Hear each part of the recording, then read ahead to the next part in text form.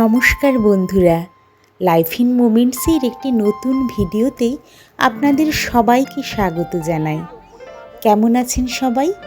আশা করছি সবাই খুব ভালো আছেন। এই ভিডিওতে পরিবারের সাথে গঙ্গাসাগর ভ্রমণের সম্পূর্ণ অভিজ্ঞতা শেয়ার করছি। মেলা নয়, স্বাভাবিক ও শান্ত দিনে গঙ্গাসাগরের ভ্রমণের আনন্দই এই ব্লগটির মূল বিষয়। এই ব্লগটির মাধ্যমে আপনাদের সাথে শেয়ার করব কলকাতা থেকে গঙ্গাসাগর যাত্রা, ফেরি পারাপারের অভিজ্ঞতা, গঙ্গাসাগর সঙ্গমে পবিত্র স্নান, কপিল মুনির মন্দির দর্শন, পরিবারের সাথে কাটানো সুন্দর একটা মুহূর্ত। কথায় আছে, সব তীর্থ বারবার, গঙ্গাসাগর একবার। ভিড় ছাড়া দিনে গঙ্গাসাগরের পরিবেশ খুবই শান্ত ও মনোরম, পরিবারের সাথে যাওয়ার জন্য একদম উপযুক্ত। গঙ্গাসাগরের মেলা শুরু হওয়ার আগেই আমরা ঠিক করলাম পরিবারের সবার সাথে গঙ্গাসাগরে যাব। ভিড়ের সময় গেলে উপভোগ করতে পারবো না।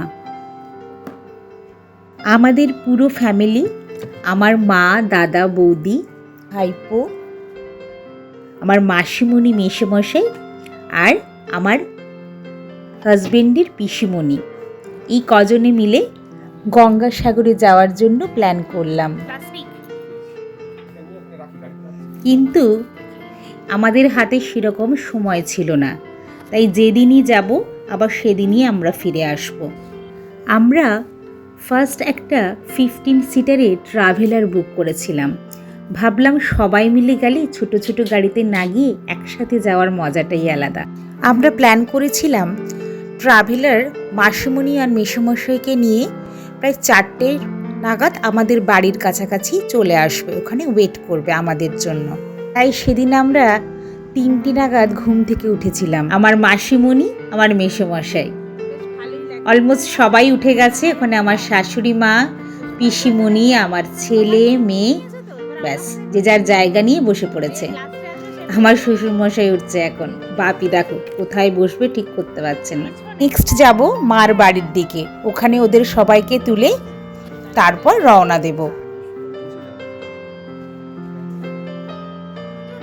এই মা উঠলো, মার পর ভাইপো, তারপর তো বৌদি। কিন্তু দাদার যাওয়ার কোনো প্ল্যান ছিল না। সাডেনলি দেখছি দাদা উঠছে, তা আমরা তো সবাই সারপ্রাইজ। ওর আসলে শরীরটা ভালো ছিল না, যাবে কি যাবে না সেটা ও বলে উঠতে পারেনি। কিন্তু ওকে দেখে আমাদের সবার ভীষণ ভালো লাগলো। ব্যাস ফুল একেবারে ফ্যামিলি জমজমাট। আমাদের গঙ্গাসাগর যাত্রা শুরু হয় কলকাতা থেকে। আমরা ডায়মন্ড হারবার রোড ধরে গাড়িতে রওনা দিই। আমাদের রুট ছিল কলকাতা থেকে ডায়মন্ড হারবার রোড ধরে নামখানা হয়ে গঙ্গাসাগরে যাই।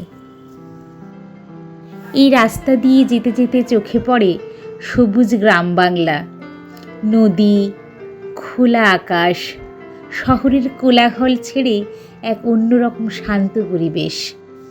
সেই সঙ্গে ভোরের সূর্যোদয়, কি অপরূপ সুন্দর। পরিবারের সাথে এমন যাত্রা সত্যি মনটা ভরে যায়। দেখতে দেখতে 7টা নাগাদ নামখানায় এসে পৌঁছলাম। ওখানেই আমাদের লাঞ্চের প্রিপারেশন হচ্ছিল। আমাদের এক পরিচিত, উনি ওখানে আমাদের লাঞ্চের ব্যবস্থা করেছিলেন। বাচ্চারা ছিল বলে করেছিলেন আলু ভাজা, ওলকপি ভাজা। এটা কি আলু পনিরের তরকারি? এগুলো লাবড়া, ডাল, মুগ ডাল না, অন্য।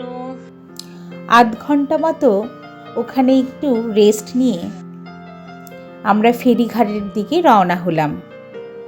আমরা সবাই পৌঁছে যাই নামখানা ফেরিঘাটে। এখান থেকেই শুরু হয় আমাদের ফেরি যাত্রা। গঙ্গাসাগরের পথে সবচেয়ে সুন্দর অংশ ফেরি পারাবার। আমরা সকল প্রয়োজনীয় জিনিস হাতে নিয়েছি, স্ন্যাক্স, জল, ছোট ছোট পরিবারের জিনিসপত্র।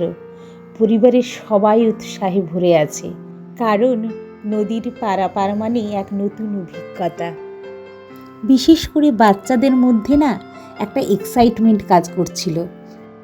ওরা সবাই লঞ্চে করে এই গঙ্গা নদী পেরোবে, এটাতেই ওদের খুব আনন্দ হচ্ছিল।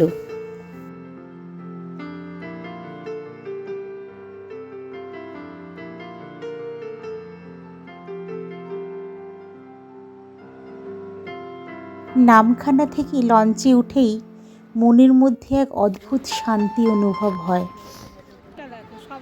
ফেরি লঞ্চ ধীরে ধীরে গঙ্গা নদীর বুক চিরে এগিয়ে চলে। চারপাশে শুধু জল আর আকাশ। নদীর ঢেউয়ের শব্দে মনটা আরও শান্ত হয়ে যায়। ঝাঁকে ঝাঁকে পরিযায়ী পাখি উড়ে চলেছে, কি সুন্দর লাগছে। এসব দৃশ্য দেখতে দেখতে এগিয়ে চললাম, আর দৃশ্যগুলো দেখে মন প্রাণ চোখ সব যেন জুড়িয়ে গেল। ফেরি লঞ্চ ধীরে ধীরে এগোচ্ছে, দূরে ছোট ছোট নৌকা, নদীর শান্ত চলাচল, সব মিলিয়ে একটি অনন্য দৃশ্য। এই 1 ঘন্টার জার্নিতে সবাইয়ের কত গল্প, কত সুখ দুঃখের কথা। এভাবেই সবাই বেশ সুন্দর করে সময় কাটাচ্ছে নিজেদের মধ্যে। ইনি আমার পিসি শাশুড়ি হন। বাপির 4 বোনের মধ্যে এই পিসিমণি সব থেকে ছোট। উনি মাঝে মাঝে আমাদের বাড়িতে আসেন বলে ওনার সঙ্গে একটা সুন্দর বন্ডিং তৈরি হয়ে গেছে আমাদের। নামখানা থেকে ফেরিতে করে গঙ্গা নদী পের হয়ে পৌঁছে গেলাম বেনুবনে। পরিবারের সাথে এই নদী পারাবার যেন ব্যস্ত জীবনের মাঝখানে একটা নীরব বিরতি। বেনুবনে পৌঁছে আমরা একটু সময় কাটাই আশেপাশের পরিবেশে। ছোট ছোট গ্রাম পথ, চায়ের দোকান, নদীর তীরে মাছ ধরা মানুষ আর প্রকৃতির সৌন্দর্য। পরিবারের এই ছোট ছোট খুশির মুহূর্তগুলো এই যাত্রাকে আরও স্মরণীয় করে তোলে। বেনুবন পৌঁছে আমরা লোকাল গাড়িতে করে রওনা দিই গঙ্গাসাগরের দিকে। রাস্তাটা ছোট, কিন্তু চারপাশের পরিবেশ এবং অনুভূতিগুলো গভীর। প্রকৃতির সৌন্দর্য চোখে পড়ে, আর পরিবারের সঙ্গে এই যাত্রা আরও আনন্দদায়ক হয়ে ওঠে। অবশেষে আমরা এসে পৌঁছালাম গঙ্গাসাগর সঙ্গমে। এখানেই গঙ্গা নদী মিলেছে বিস্তীর্ণ বঙ্গোপসাগরের সাথে। ঢেউয়ের শব্দ, খোলা দিগন্ত, আর মনের ভেতরে এক অদ্ভুত প্রশান্তি।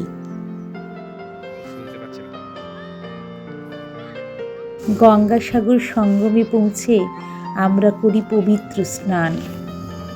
পবিত্র স্নানের সময় কথা কম, অনুভূতি বেশি। জল ছুঁয়ে মনে হয় সব ক্লান্তি, সব ভার ধীরে ধীরে হালকা হয়ে যাচ্ছে। আর এই মুহূর্তগুলোই মনকে শান্তি আর আনন্দ দেয়।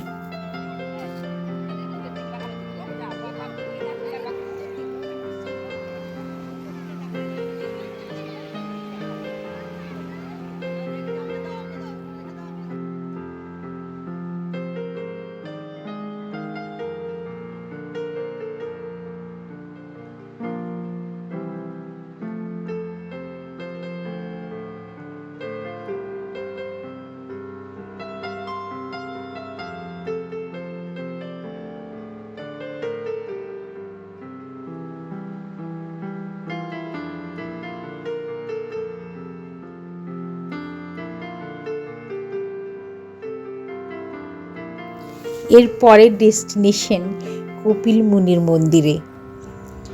আমরা সবাই এবার কপিল মুনির মন্দিরে পুজো দেওয়ার জন্য এখান থেকে পুজোর ডালা নিয়ে মন্দিরের উদ্দেশ্যে রওনা দিলাম। নীরব প্রার্থনার মাঝে মনটা আরও স্থির হয়ে আসে।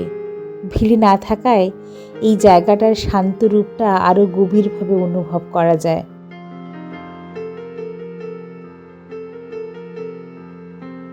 পুজো দেওয়ার পরে আমরা সবাই মিলে এখানে লাঞ্চ সেরে নিলাম।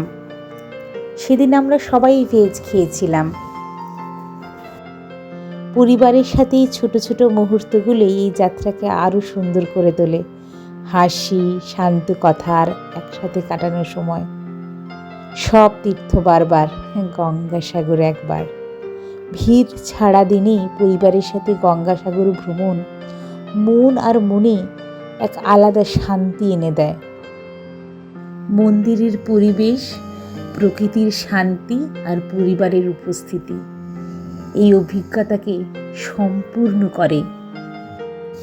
মন্দির দর্শন শেষ হলো, খাওয়া দাওয়া হলো, গঙ্গা স্নান হলো, এবার আবার ফেরার পালা। দেখুন, একটা লম্বা লাইন, সবাই সারি বেঁধে দাঁড়িয়ে আছে লঞ্চের অপেক্ষায়। তখন বাজে প্রায় 3:30।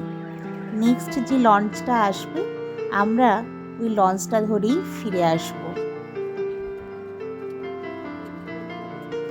পরিবারের সঙ্গে হাসি আলাপ আর একসঙ্গে কাটানো মুহূর্ত এই যাত্রাকে আরও সুন্দর করে তোলে।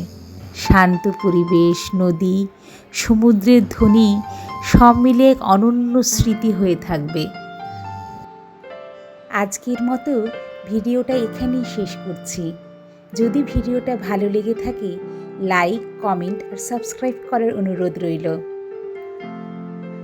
আবার আপনাদের সাথে দেখা হবে নতুন একটা ভিডিওতে। আজ আসি, টাটা।